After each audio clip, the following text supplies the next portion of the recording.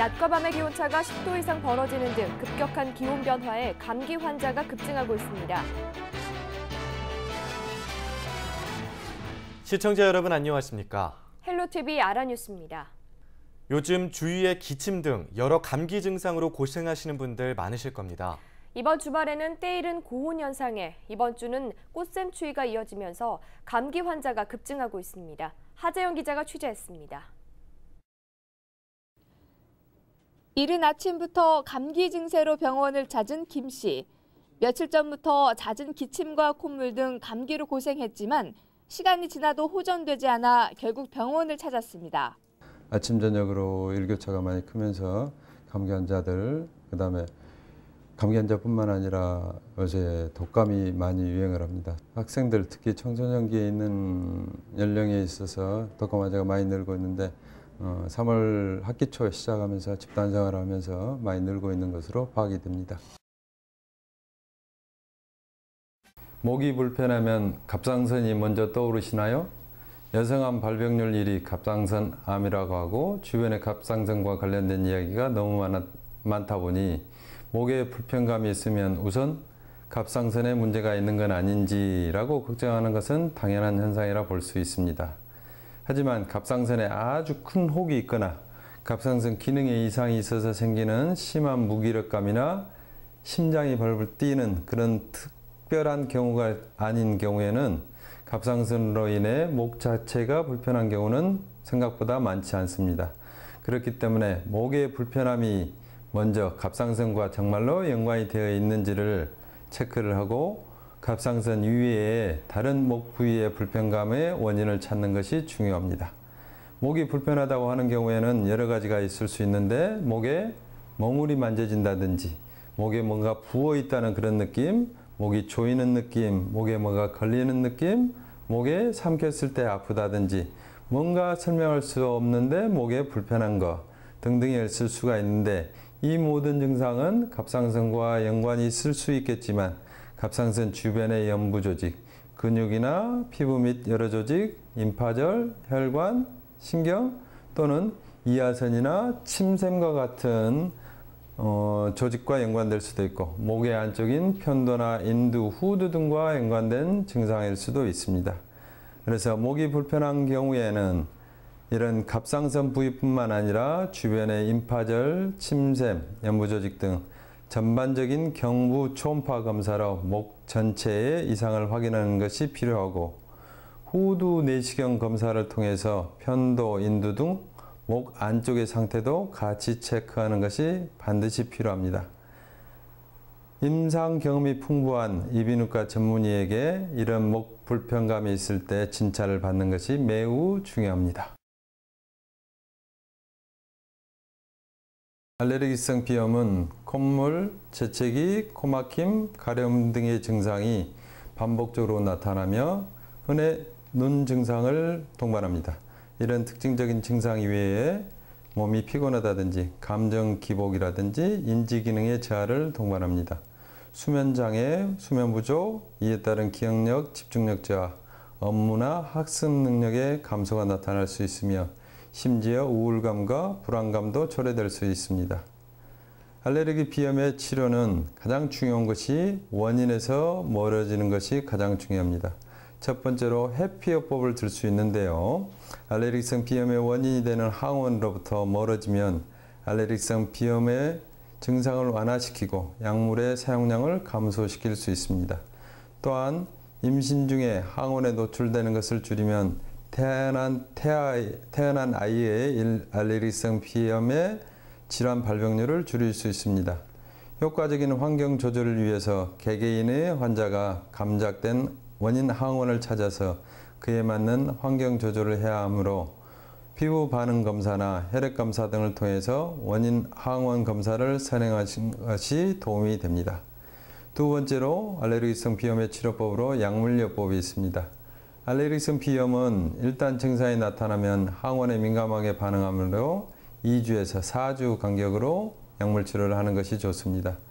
간헐적으로 알레르기성 비염이 나타나는 경증에는 항히스타민제, 점막수축제 등을 사용을 하고 증상이 좀 더 심해지는 경우에 있어서는 항히스타민제와 점막 수축제는 물론 스테로이드도 사용이 됩니다.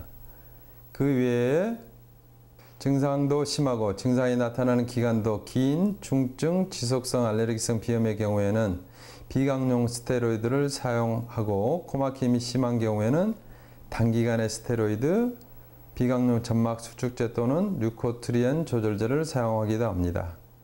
세 번째로 면역요법이 있는데 면역요법은 장기간의 시간이 필요한 관계로 면역요법이 최선의 방법은 아닐 것으로 생각됩니다. 네 번째로 그 외에 증상이 아주 심한 경우 레이저 치료나 코블레이터 등 치료를 시행하기도 합니다. 알레르기성 비염에 있어서 가장 중요한 것은 말씀드렸다시피 원인에 따른 치료가 가장 중요하므로 알레르기성 비염이 의심되는 경우에는 항상 이비인후과 전문의를 찾아서 알레르기성 비염에 대한 원인을 먼저 찾아야 되고 그에 따른 치료를 시행하는 것이 중요합니다. 난청은 소리를 잘 듣지 못하는 상태를 말하며 원인에 따라 다양한 치료 방법이 있습니다. 일생을 살아가면서 시기에 따라서 주된 난청의 원인이 다른데 아기가 어렸을 때는 선천성 난청이 가장 큰 원인이고 소아기에는 중이염, 성인이 돼서는 환경에 따른 소음성 난청 그리고 돌발성 난청이 원인이 되고 최근에는 노령 인구가 늘어나면서 노인성 난청에 대한 대처의 필요성이 커지게 되었습니다. 노인성 난청의 주된 치료 방법으로는 보청기가 있습니다. 청력 검사 후에 보청기 상담이 이루어지는데 생긴 모양이나 증폭 방식에 따라서 다양한 모델들이 개발되어 있습니다. 따라서 철저한 상담을 통하여 어떤 종류의 보청기가 적합한지 어느 쪽에 한쪽에만 착용할 것인지 양쪽에 착용할 것인지 등에 대해서 결정하게 됩니다. 청각의 상태와 웨이도의 모양, 수술을 했는지 안 했는지, 사용자의 선호도, 경제적 여건에 따라서 보청기 선택이 달라집니다.